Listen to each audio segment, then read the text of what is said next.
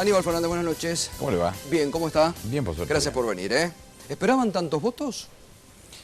Bueno, yo tenía, en mi propio análisis, estaba convencido que el resultado iba a ser positivo para la presidenta de la Nación. Nunca pensé que iba a tener esa respuesta, ¿no? 10.700.000 votos, 8 millones de diferencia con el segundo, es una cantidad que no estaba dentro de los cálculos, pero sí tenían claro que iba a haber un resultado positivo. ¿Lo sorprendió, querés decir, entonces? Sí, por supuesto, claro. Ajá. Ahora, ¿y por qué ustedes analizan en estos días, supongo habrán estado analizando, en un contexto donde muchos sectores políticos, distintos sectores de la sociedad hablaban del derrumbe del kirchnerismo, las urnas dan esta sorpresa? ¿Es una sorpresa? No, para mí no.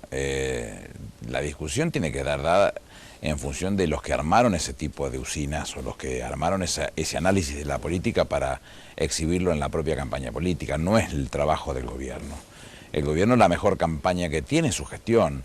Y si hay algo que tiene para exhibir, después creo que del gobierno de Juan Perón no sucedió nunca más, es presentarse una elección exhibiendo los logros obtenidos. Los logros no pertenecen al gobernante, los logros pertenecen a la sociedad cuando se generan, cuando se crean o cuando toman la estatura que tienen que tener. Una definición de Aristóteles hace 1300 años, él decía que las leyes no se sancionaban no nacían cuando se sancionaban, sino cuando echaban raíces en la sociedad creando hábitos colectivos. Bueno, cuando uno crea el hábito colectivo, deja de ser de uno. Y creo que lo más importante que la Presidenta de la Nación ha apreciado en ese punto es que todas esas políticas que fueron gestadas desde una visión de soluciones de problemas que fueron históricos de los argentinos, ya dejan de ser de uno, pero uno tiene la posibilidad de mostrarle a la sociedad que es capaz de hacer esas cosas. Bueno, queda mucho por hacer y lo que uno va a aprovechar es el formato, la tarea, la misma expresión y vocación que puso para llevar adelante todo lo que se consiguió hasta este momento para lo que viene. Ahora, usted ya en estos días habrá algunos sectores de la oposición, pero desde otros sectores dice, bueno, que no se vuelvan locos con este 50%. Nadie se volvió loco ni cosa por el estilo. No habrá visto un solo gesto triunfalista de parte mucho menos de la presidenta, pero de parte de ninguno. Digo, hay un resultado, ese resultado nos permitió ya graficarnos como candidatos, a la presidenta y a Amadou Oudou como candidatos a presidente y vicepresidente por el Frente para la Victoria, en el caso personal junto con María Laura Leguizamón como candidatos a senadores nacionales, a Julián por la provincia de Buenos Aires, a Julián Domingo y lo propio en la lista de diputados nacionales, el gobernador Scioli, bueno, nuestros candidatos. Ahora hay que competir el 23 de octubre. ¿Se puede proyectar el resultado del domingo hacia el 23 de octubre? No, no es una vocación nuestra. Nosotros seguimos insistiendo que la mejor campaña será hacer la gestión y hay que seguir gestionando. Hay muchas cosas por hacer que tienen que concluirse y que todos los días tienen que seguir llevándose a la práctica. Ahora, ¿por qué cree? Usted dijo recién, se creó un clima en torno a que el gobierno estaba debilitado y un derrumbe. Porque es un formato de la discusión política y eso lo hace cada uno en función de su propia campaña. Yo no analizo las discusiones de la oposición, no forman parte de mi análisis de todos los días. Bueno, pero usted en algunos momentos tuvo críticas hacia... Pero en el momento que hubo lugar para la crítica, cuando arranca la campaña y la campaña define claramente cuáles son los segmentos que cada uno está trabajando y cuáles son las visiones que cada uno tiene de las políticas públicas que se tienen que llevar a la práctica, ahí ya deja de haber una colisión entre uno por otro para presentarse como propuestas hacia la sociedad, tratando de concitar la atención de la sociedad o de la voluntad popular. Y ya ahí empiezan a hacer expresiones que son propias a los candidatos. ¿Se sintieron subestimados o creen que desde algunos sectores subestimaron la capacidad de militancia de la presidenta? Yo he visto en estos días que hubo un sector que pretendió decir no. El problema es que la oposición tal cosa, o estaba disminuyendo. Sí, lo dijo, es un castigo a la oposición. Y nosotros somos entonces unos tontos que estamos con los globos en la mano. La realidad que no es esa, la realidad que es una gestión que fue reconocida por la sociedad y eso es lo que yo tengo que entender.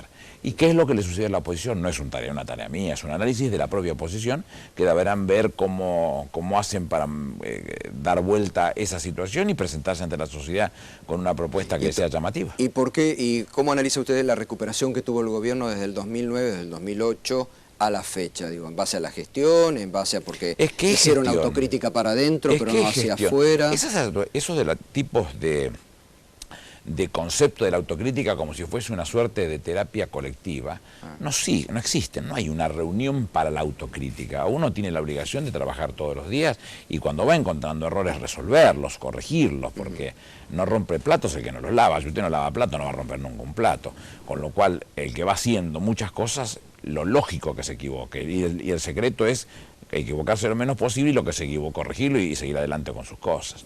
Entiendo que en la gestión nuestra tenía que haber habido errores que fueron corregidos y que la sociedad lo tiene que interpretar.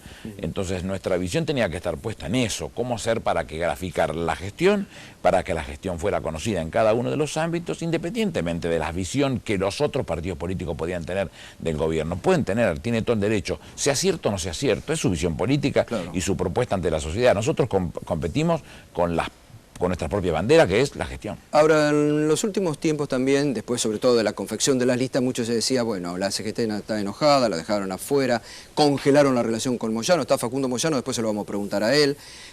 La Cámpora avanzó en el armado y dejaron a los dirigentes históricos del justicialismo afuera. Yo no siento eso que es así, porque si me pareciera que uno estigmatizara y no es verdad. No creo en el sindicalismo amarillo que solamente reclama, creo en el sindicalismo peronista, en el sindicalismo de la Confederación General del Trabajo, en ese sindicalismo.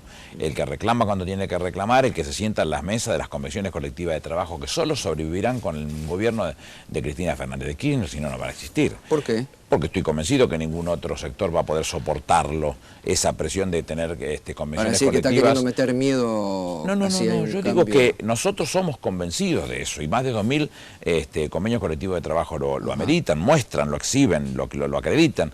Nuestra propuesta entonces está concebida dentro del marco de una concepción peronista que tiene por eje central o columna vertebral de nuestro movimiento pero te dice, la Confederación General del Trabajo. Que pasó con la oposición, pero ya con esto está diciendo que tal vez otros sectores de la oposición no son capaces de gobernar. Que se preocupen otros, no yo. Yo lo que digo es, nosotros estamos convencidos que el gobierno de Cristina Fernández de Kirchner sostiene y de la forma más contundente las convenciones colectivas de trabajo, porque es la única forma en que el trabajador se garantiza el modo, las formas en que se va a llevar su tarea, conciliado con el propio empleador, pero además también cuánto va a percibir por ello, y que eso no es inflacionario, sino que eso es la defensa real del salario del trabajador. Entonces, enojarse con la CGT, porque yo soy amigo personal de Moyano, con lo cual todo lo que le diga está teñido, tiene color, inevitablemente, como se diría en derecho, me comprende las generales de la ley, pero yo no veo que hayamos hecho ninguna cosa que tenga que malquistar a la CGT, por el Está contrario. pidiendo la CGT 2.600 pesos salario básico, se viene la reunión, va a haber otro aumento seguramente ahora. Pero la CGT tiene responsabilidades que le son propias y que no tiene que conciliarlas con nosotros. Después será cuestión de sentarse a discutir y ver si están dadas las condiciones para poder hacerlo, pero la CGT tiene facultades que le son propias.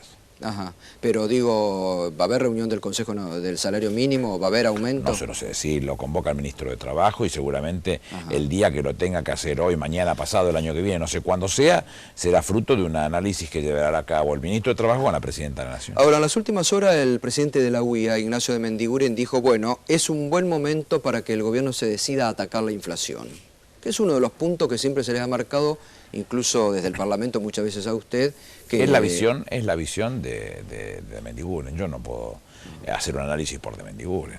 Claro, pero a ver, todos los sectores dicen que el gobierno niega la inflación. El gobierno lo que dice es que mide conforme una canasta que fue preestablecida, antes era 818 productos, ahora son 440, se eliminaron un montón de elementos que eran distorsivos de la realidad de un índice que es de referencia, no habla del costo de vida, un índice de referencia, se eliminaron cosas que no tenían sentido, mermelada alemana con frasco de vidrio, viajes a Cancún, viajes a Río de Janeiro, personal doméstico, rosas de Ecuador de 50 centímetros de tallo, castración de gatos, todas las cosas que se eliminaron de esa base para poner una base más o menos cierta. El índice de referencia que da es el índice de referencia. Pero ahí hay, digamos, Aníbal, hay serias denuncias como que ustedes intervinieron, que Moreno se metió, que la denuncia por parte de quién. Si las universidades participaron de esto y nunca dijeron eso. Las denuncias por parte pero de las universidades por parte de las consultoras. Las consultoras no hacen mediciones de un índice porque no tienen forma de poder hacerlo. Todos estos versos que se venden y se cuentan y se dicen es un verso. Sí. Yo soy profesional del tema, yo sí sé de que se está trabajando en ese tema y necesitaría una cantidad de personal imposible de sostener, porque no la podría pagar. ¿Para qué? Para obtener un índice que no le diera resultado de nada. Entonces, ¿qué es lo que hacen las consultoras? Revolean el número, no tiene otra cosa para hacer. Esto se lo digo porque conozco, es mi Pero están apañadas ahora por el Congreso. Y a mí que me importa, que lo apañe quien quiera, yo no soy quien para decir lo contrario. Aníbal, en las últimas horas Eduardo Duhalde no denunció fraude, pero dejó ahí la sospecha sobre que hubo anomalías, que hubo robo de boletas. Una cosa sin sentido, porque si usted pone un fiscal en cada una de las mesas, nadie le saca una boleta. Digo que hubo confección de telegramas, que hubo mal hechos los telegramas, que hubo Pero eso lo anomalías. resuelve la Junta Electoral cuando revisan el escrutinio definitivo, porque estamos hablando de un escrutinio provisorio. ¿Cómo se hace eso? Se abre la urna, se cuentan los sobres. ¿Cuántos votos hubo? 300, había mesas de 350.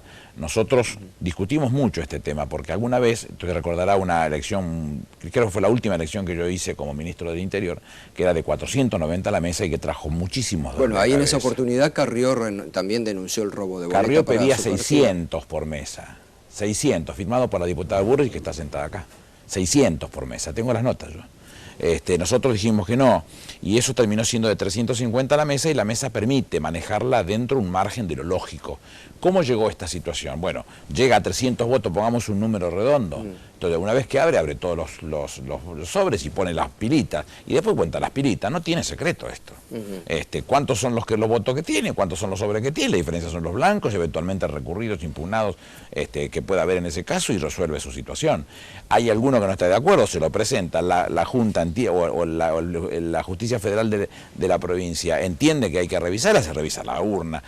Nuestro sistema es un sistema tan sencillo que es imposible de burlarlo. ¿Por qué usted se pone con tanta energía al voto electrónico? Porque el voto electrónico, los que fueron los precursores, Alemania, por ejemplo, ya en el 2003 renegaba del voto electrónico. Y una nota de Clarín muy importante, si quiere se la hago llegar para que la tenga, donde el Bundestag hace una denuncia fortísima respecto de irse yendo del voto electrónico para volver al voto como a las características que tiene el nuestro, donde el físico se puede contar las veces que sea necesario y garantizarse que en elecciones, por ejemplo, como en Chubut, donde termina después de 60 días resolviéndose que se abren determinadas mesas y esas mesas terminan siendo que se vayan a la elección nuevamente, se cuenta el físico y el físico dice que ganó un candidato respecto del otro por 384 votos y no hay nada que discutir porque está el físico, acá está, esta es la discusión. ¿Y en el voto electrónico eso no hubiese ¿Y la boleta única nunca. tampoco le gusta?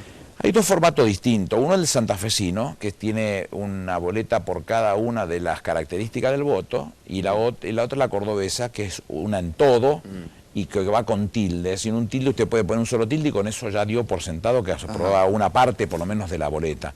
Trajo un montón de complicaciones. Yo sigo creyendo que eso, acá muchos creen que porque se va a una cosa ayornada ya se resolvieron los problemas. Y la realidad es que los argentinos tenemos un sistema que es muy simple, que es muy llano, que es muy fácil de controlar y que no ha habido nadie que lo pudiera demostrar que fuera superador. Y si la lista Saba no le gusta a quienes están adentro, la corta y no lo pone otro o lo que le gusta, con lo cual ya se aprendió mucho a votar y se conoce mucho cómo se hace esto y nadie tiene temor en cortar la boleta si tuviera que hacerlo. Volvemos a una declaración del expresidente y candidato presidencial Eduardo Duhalde de hoy. Dijo, estamos en los niveles del 98 en materia económica y se viene una recesión profunda en la Argentina. No hay que perder el tiempo en eso. Nadie que tenga el mínimo conocimiento de la economía pierde el tiempo en semejante declaración. Han salido la propia oposición a cuestionarlo. No soy yo el que tiene que cuestionarlo. Lo que el doctor Duhalde diga es un problema de él. ¿Dice que Duhalde no conoce de economía? No sabe, él mismo lo decía, pero digo, no es un tema que yo tenga que opinar. Hay declaraciones de Gil Lavedra de hace un rato, no mucho más, que cuestionan estas expresiones y otras declaraciones de otros opositores. No soy yo el que tiene, que él diga lo que quiera, de su visión no tiene nada que ver con la realidad y cuando llegue el momento... ¿Duhalde admitir que no fue como le esperaba el domingo pasado? Pero eso no es mi preocupación. Vuelvo a insistir, yo no estoy atrás de la oposición. Es su problema, no tengo que preocuparme a ver cuánto sacó cada uno y a ver cómo confronto. Nosotros nos propusimos llevar adelante una estrategia que tiene mucho más que ver con exhibir una gestión, porque había muchas cosas por transformar que se transformaron desde el 25 de mayo del 2003 hasta el 10 de diciembre del 2007 que terminó la gestión de Néstor Kirchner y desde ese mismo momento que comenzó la gestión de la presidenta. Demasiadas cosas para exhibir, no vamos a poner a pensar en qué es lo que dice la oposición o a rebatir determinados conceptos, si estamos hablando palabra contra palabra. Lo otro lo tiene que resolver la sociedad. Cuando la presidenta dice ayer, por ejemplo, que no se van a apartar ni un centímetro del camino emprendido y del plan económico, ¿eso significa que también algunos errores o que se les están